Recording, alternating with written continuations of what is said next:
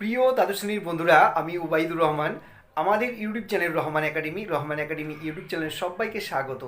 আজ আমি তোমাদের জন্য দ্বাদশ শ্রেণীর রাষ্ট্রবিজ্ঞানে একটি অত্যন্ত গুরুত্বপূর্ণ অধ্যায় নিয়ে উপস্থিত হয়েছি। যে অধ্যায়টি কমপ্লিট করলে পারে তোমাদের 14 নাম্বার নির্ধারিত সংসদ নির্ধারিত যে রয়েছে তাতে 14তে 14ই পাবে।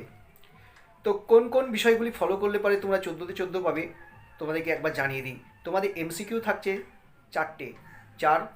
এসিকিউ থাকছে 2টো, 2 6, এবং একটি বড় প্রশ্ন 8 অধ্যায় থেকে লিখতে হবে। অধ্যায়টি হলো ভারতের আইন বিভাগ। এই অধ্যায় থেকে যে প্রশ্নগুলি অত্যন্ত গুরুত্বপূর্ণ সেগুলো তোমাদের অবশ্যই নির্বাচিত প্রথমেই থাকবে প্রশ্নের।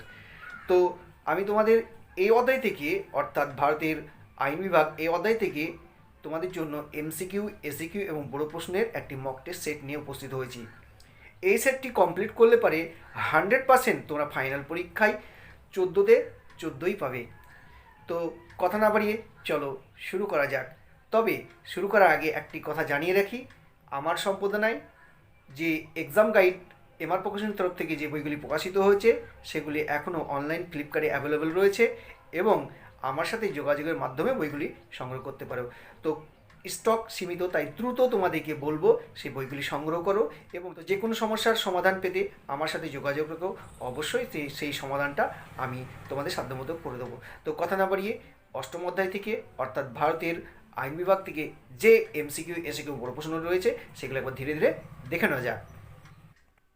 হ্যাঁ বন্ধুরা, তোমাদের জন্য নিয়ে এসেছি ভারতের আইন বিভাগ থেকে অত্যন্ত গুরুত্বপূর্ণ প্রশ্নগুলি। তো প্রথমেই দেখো, বড় প্রশ্ন তোমাদের জন্য 4টি নির্বাচন করেছি। এই প্রশ্নগুলি কমপ্লিট করলে পারে অবশ্যই উচ্চ মাধ্যমিক ফাইনাল 2021-এর পরীক্ষাতে কমন পাবে। তো প্রথম প্রশ্ন দেখো, লোকসভা ও রাজ্যসভার সাংবিধানিক সম্পর্ক আলোচনা করো, অথবা পার্লামেন্টের উচ্চকক্ষ ও নিম্নকক্ষের মধ্যে সম্পর্ক আলোচনা করো, অথবা আইনসভার উচ্চকক্ষ ও নিম্নকক্ষের সম্পর্ক আলোচনা করো। এইভাবে প্রশ্নটা দেওয়া থাকবে। তো ভীষণ গুরুত্বপূর্ণ এই প্রশ্নটি। তারপরে যে প্রশ্নটি তোমাদের সেকেন্ড চয়েসে আছে, রাজ্য বিধানসভায় স্পিকারের ভূমিকা ও কার্যাবলী আলোচনা করো, অথবা প্রশ্নটি এভাবে আসতে পারে, রাজ্য বিধানসভার অধ্যক্ষের ক্ষমতা ও কার্যাবলী আলোচনা করো। তারপরে 3 নম্বর, লোকসভার অধ্যক্ষ বা স্পিকারের ক্ষমতা ও কার্যাবলী আলোচনা করো। লাস্ট প্রশ্ন, এটা এক্সট্রা প্রশ্ন, অর্থ বিল কাকে বলে, লোকসভায় অর্থ বিল কীভাবে পাস হয়, অথবা ভারতীয় পার্লামেন্টে অর্থ বিল কীভাবে পাস হয়। এই ছিল অত্যন্ত গুরুত্বপূর্ণ, তবে প্রথম দুটি আমার কাছে ভীষণ গুরুত্বপূর্ণ। এই দুটির মধ্যে থেকে পরীক্ষায় কমন আসবে। এবার দেখো এমসিকিউগুলি তোমাদের যেগুলো তুলে ধরা হয়েছে, তোমরা অপশন দেখতে পাচ্ছ। প্রথমে আমি বলবো তোমাদের, লোকসভার প্রথম অধ্যক্ষ কে? এই 4টে অপশনের মধ্যে যেটা উত্তর হবে উত্তরটা লিখে ফেলবে। রাজ্য রাজ্যসভার সদস্যদের কার্যকালের স্বাভাবিক সময়সীমা বা মেয়াদ কত বছর, সেটা দেখো 4টে অপশনের মধ্যে যে কোনো একটা উত্তর হবে। লোকসভার সর্বাধিক সদস্যদের সংখ্যা, লোকসভার সর্বাধিক সদস্য সংখ্যা যত হবে সেটা লিখতে হবে তোমাদের, ABCD এর উত্তরের মধ্যে যেটা হবে সেটা লিখতে হবে। ভারতের পার্লামেন্টের নিম্নকক্ষের নাম হলো, এখানে অপশন আছে লোকসভা, রাজ্যসভা, বিধানসভা, বিধান পরিষদ, যেটা উত্তর হবে সেটা লিখে ফেলবে। কেন্দ্রীয় তালিকাভুক্ত কটি বিষয় অন্তর্ভুক্ত করা হয়েছে? এখানে অপশন 4টি রয়েছে, দেখে নাও, 70টি, 80টি, 90টি, 100টি। নেক্সট, ভারতের পার্লামেন্টের উচ্চকক্ষের নাম হলো সিনেট, লর্ডসভা, রাজ্যসভা, বিধানসভা। রাজ্যসভার বর্তমান সদস্য সংখ্যা 230, 235, 240, 245। রাজ্যসভায় রাষ্ট্রপতি মনোনীত করেন 10 জন সদস্যকে, 12 জন সদস্যকে, 15 জন সদস্যকে, 20 জন সদস্যকে। পশ্চিমবঙ্গের আইনসভার দ্বিতীয় কক্ষ বিলুপ্ত হয় 1960 খ্রিস্টাব্দে, 1965 খ্রিস্টাব্দে, 1969 খ্রিস্টাব্দে, 1971 খ্রিস্টাব্দে। বিধানসভায় রাজ্যপাল কতজন ইঙ্গ ভারতীয় সদস্য নিয়োগ করেন? 1 জন, 2 জন, 3 জন, 4 জন। নেক্সট, স্বাধীনতার পর ভারতে প্রথম লোকসভা নির্বাচিত হয় 1950, 1952, 1953, 1955। শুধুমাত্র লোকসভা যে বিল উত্থাপন করতে পারে সেটি হলো অর্থ বিল, ভূমি বিল, রাজ্য পুনর্গঠন বিল, বিবাহ বিষয়ক বিল। বর্তমান রাজ্য তালিকায় কতকগুলি বিষয় আছে? 50টি, 60টি, 61টি, 62টি। ভারতীয় সংবিধানে কত নং ধারা অনুযায়ী সংসদ কোনো রাজ্যের নাম, সীমানা ইত্যাদি পরিবর্তন করতে পারে? 2 নং ধারা, 3 নং ধারা, 4 নং ধারা, 5 নং ধারা। ভারতীয় সংবিধানের কত নং ধারা অনুযায়ী সংসদ সর্বভারতীয় কৃতক গঠন করতে পারে? 311 নং ধারা, 312 নং ধারা, 313 নং ধারা, 314 নং ধারা। লোকসভায় কমপক্ষে কতজন সদস্যের উপস্থিতিকে কোরাম বলে? 1/3, 1/4, 1/5, 1/10।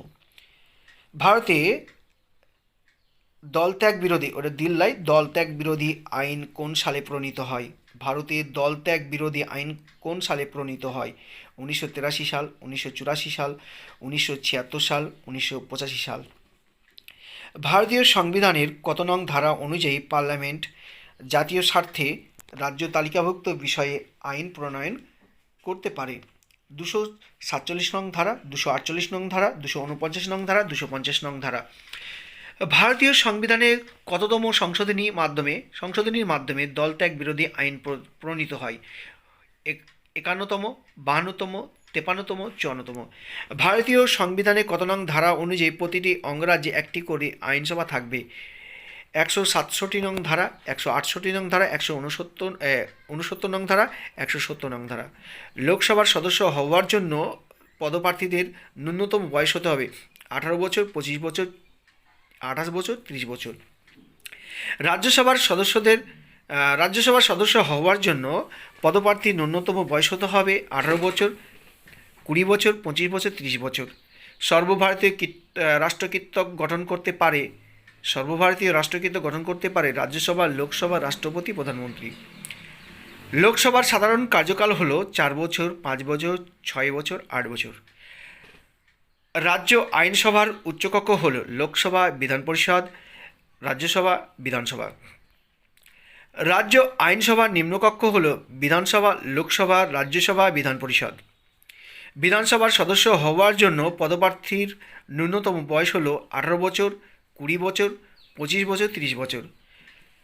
বর্তমানে ভারতের কটি রাজ্যের আইনসভা দ্বিকক্ষ বিশিষ্ট? 4টি, 5টি, 6টি, 7টি। বর্তমানে পশ্চিমবঙ্গের বিধানসভা নির্বাচিত সদস্য সংখ্যা হল 250, 290, 292, 294। সংসদীয় কমিটিগুলির প্রধানকে? সংসদীয় প্রধানমন্ত্রী, লোকসভার অধ্যক্ষ, রাজ্যসভার চেয়ারম্যান, প্রধানমন্ত্রী। এই ছিল অত্যন্ত গুরুত্বপূর্ণ এমসিকিউ। এবার গুটি কয়েক এমসিকিউ তোমাদের জন্য দেওয়া হলো। 1. রাজ্যপালের স্বেচ্ছাধীন ক্ষমতা বলতে কী বোঝো? 2. রাজ্যপালের দুটি বিচার সংক্রান্ত ক্ষমতা লিখো। ভীষণ গুরুত্বপূর্ণ 1 এবং 2 এর প্রশ্নটি। কোন পরিস্থিতিতে লোকসভার মেয়াদ বাড়ানো যায়? কোন পরিস্থিতিতে লোকসভার মেয়াদ বাড়ানো হয়? 4.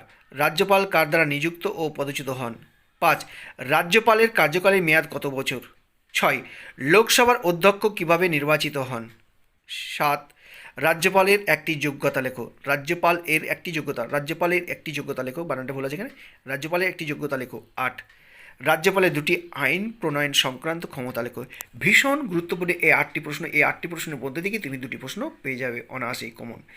এই সমস্ত প্রশ্নের উত্তর পেতে আমাদের এক্সাম গাইড রাষ্ট্রবিজ্ঞান বইটি সংগ্রহ করো। অনলাইন ফ্লিপকার্টে পাওয়া যাচ্ছে, অথবা আমার সাথে যোগাযোগের মাধ্যমে বইটি সংগ্রহ করতে পারো।